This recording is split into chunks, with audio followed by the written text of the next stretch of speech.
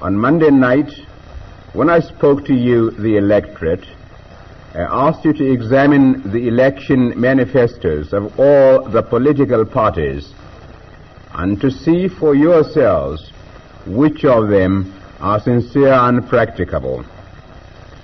Many of you are of course aware of the provisions of the Nigerian Constitution Orders in Council, which set out the authority and the powers of the federal government and of the regional governments. Now, our Nigerian Constitution provides for a clear division of functions between the federal and the regional governments. Those of you who have studied the constitutional instruments will see that very many of the things which the political parties are promising in their election speeches and manifestos are outside the responsibility of the federal government. There are services or matters which can only be provided by the regional governments. We of the Northern People's Congress hope that all Nigerians who understand the constitutional position in our country will take it upon themselves as a duty to explain these matters clearly to the rest of the people, so that the Nigerian public will not be deceived by those parties who have no regard for truth. We in the Northern People's Congress feel that it is wrong to deceive the people by promising them that we shall do things which we know very well are outside the competence of the federal government. Let us be quite clear. This is a federal election and not a regional election. For the benefit of those of my fellow Nigerians who have not the advantage of knowing the provisions of the Constitution, I shall try now to explain briefly the matters which come directly under the legislative control of the federal government and of the House of Representatives. Now, here are some of the things over which the federal government exercises exclusive control. They are as follows: aviation, banks and banking, raising of external loans for the federal government or for the regions, companies other than those incorporated directly by a law enacted by the regional legislature. Then there's currency, coinage and legal tender, and customs and excise, and deportation from Nigeria, or the compulsory removal of persons from one region to another, and external affairs, that is the relations of Nigeria with foreign countries.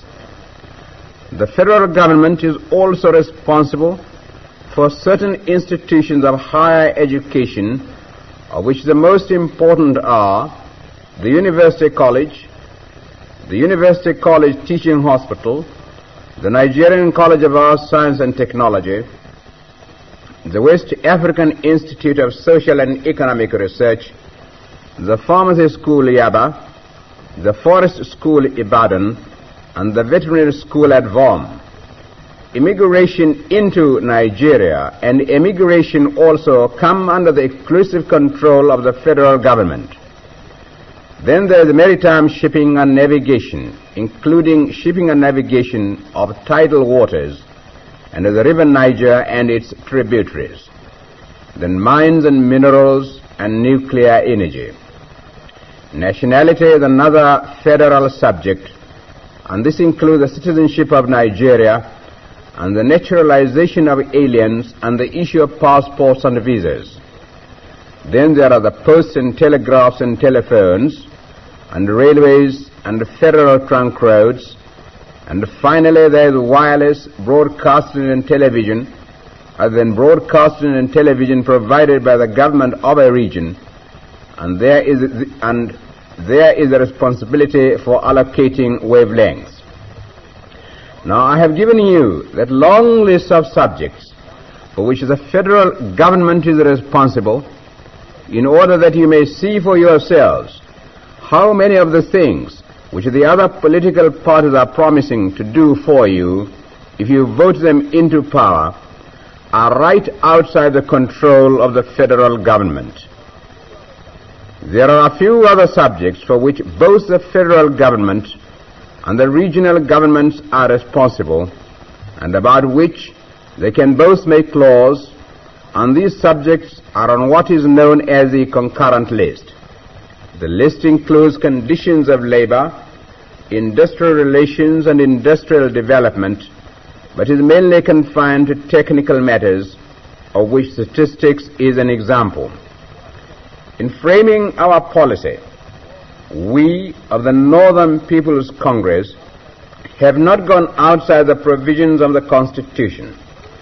And since this is only a federal election, we have considered it right that we should only address you, the electorate, on matters which we know the federal government has the power to control under the Constitution. We are confident that we have not allowed yourselves to be deceived by the unrealistic promises being made to you by the other political parties. I've explained to you the provisions of our Constitution, and I now want to tell you some of the things which my party, the NPC, will do for you if you vote us into power. Remember that the NPC always measures its programs and policies to be sure that they are constitutionally and physically possible of being carried out. Truth is our watchword, and we shall not deceive you. I start with education. It is the responsibility of both the federal and the regional governments, and we in the Northern People's Congress consider that it is of national importance and should be treated as such. Bearing this in mind, our education policy will be first to recognize education as a matter of national importance. Secondly, to expand all grades of educational institutions. Thirdly, to provide increased facilities for science teaching to all school certificate holders throughout Nigeria. Fourthly, we shall offer additional scholarship not only to the universities and other institutions of higher learning, but we also plan to award federal scholarships to secondary schools.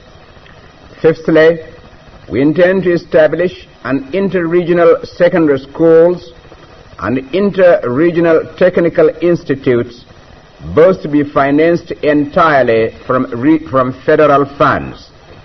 It is our hope that all the regions will cooperate with us in this project, because we feel that the mixing up in schools of students from all regions and from all tribal groups will definitely make a very valuable contribution towards our most important aim, which is the idea of unity in Nigeria, and it will assist in providing a balanced educational output throughout the Federation. This in its turn will make it possible for the Federal Public Service to be fully representative of all sections of the community. We shall establish a teacher training center especially for the training of secondary school teachers. And it is also our intention that with the cooperation of the regions and of the voluntary agencies, we shall see that there is an interchange of staff between the various schools in Nigeria. We also intend to establish more institutes of higher learning, and it is our view that Nigeria can even now accommodate more university colleges. In the field of medical and health matters, the aim of the Northern People's Congress is to eradicate completely all epidemic and endemic diseases. We shall concentrate medical research especially on the elimination of leprosy and smallpox and all such other diseases which you know only too well are so dangerous to the health and the well-being of the nation.